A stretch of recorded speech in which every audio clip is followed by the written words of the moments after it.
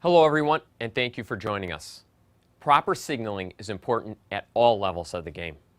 The specific signals used by the referee are intended to communicate decisions and instructions, so it's vital that these signals be performed clearly and accurately. U.S. Soccer recommends that referees of all levels follow these guidelines to provide consistency and clarity when delivering information and directions to other members of the officiating team, players, substitutes, team officials, and spectators. The signal for a throw-in is given while facing the touchline where the throw-in will occur. The arm is raised and extended at a 45-degree angle with the fingers held together. The signal should indicate which team has been awarded the throw-in, so the referee's arm should point in the direction of the goal that team is attacking.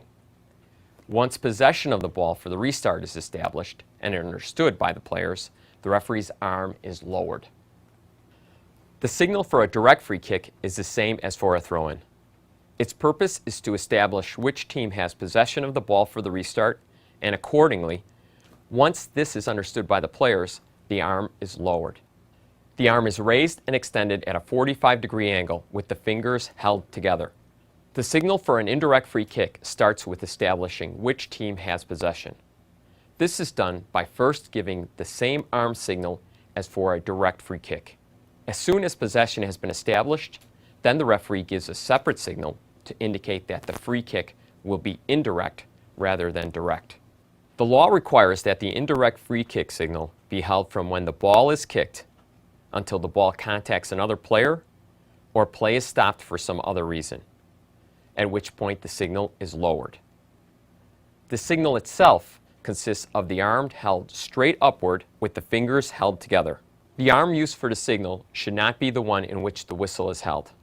While facing the goal, the referee signals for a goal kick by holding the arm straight out horizontally with the fingers held together. The signal is lowered as soon as possession for the restart is clearly established. While facing the end of the field where the ball crossed the goal line, the referee signals for a corner kick by pointing in the direction of the corner closest to where the ball left the field of play. The arm is raised and extended at a 45-degree angle with the fingers held together and on the same side of the body as the corner being used for the restart. The referee's body is turned in a slight angle to face the selected corner. Once it is clear that both the restart and the correct corner are understood by the players, the arm is lowered. Advantage is signaled both visually and verbally. Both arms are brought upward in a swinging motion from below the waist to a point no higher than the shoulders. At the same time, the referee clearly and loudly states either "play on" or "advantage." The referee must not use these phrases or anything which might be confused with either phrase where the application of advantage is not intended. There are two basic scenarios for displaying a card for misconduct.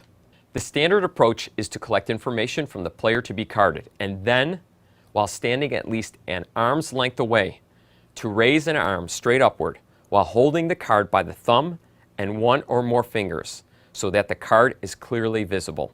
The other scenario used is when the referee decides there is a danger of retaliation, violence, or further misconduct if action is not taken immediately. In this case, the card is shown in the same way as in the standard scenario, but as quickly as possible, perhaps even while in the process of approaching the player guilty of misconduct, and only afterward is the necessary information gathered before play is restarted. Anytime a red card is displayed, the action should be followed by a gesture which clearly indicates that the player must leave the field. If a player is issued a yellow card for the second time in the game, the referee puts the yellow card away after displaying it, and only then is the red card displayed. U.S. Soccer recommends that referees keep yellow and red cards in separate pockets so they can be quickly retrieved without fumbling, dropping, or wasting time to check that the correct color card has been pulled. When a restart such as a free kick, goal kick, throw-in, or corner kick must be delayed for any reason, U.S. Soccer recommends that referees give a clear indication to the team in possession of the ball for the restart that it may not attempt to put the ball into play until indicated by the referee with the whistle. This is achieved by verbally stating that the team must wait for the whistle, and in most cases, pairing this with a indication by raising the whistle no higher than the referee's shoulders or head and pointing to it with the other hand. When the request for a substitution is signaled by the assistant referee or fourth official, the referee need only provide a clear visual indication that the substitution may proceed. This typically involves the referee waving on the player in question with a beckoning motion. If needed, the referee can clarify the signal with the officiating team during the pregame conference. When a penalty kick has been awarded, the referee points with an extended arm, fingers held together, downward in the direction of the penalty mark. This may also be accompanied by a slight, not exaggerated, bending forward of the body to clearly distinguish this signal from that of a goal kick. From an angle and a distance in relation to the assistant referee or fourth official, the referee indicates with his or her fingers the number of additional minutes of added time. The visibility of this gesture is increased if the hand with the fingers extended is displayed against the referee's shorts or jersey.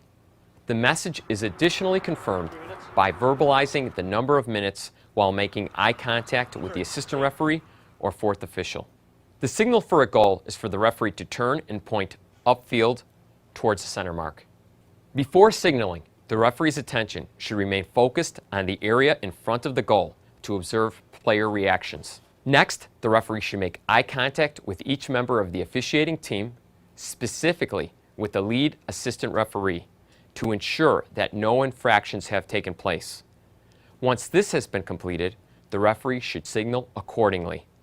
Thank you for watching, and please be sure to keep visiting ussoccer.com to view additional referee resources aimed at providing officials of all levels with information on the laws of the game and advice on practical refereeing.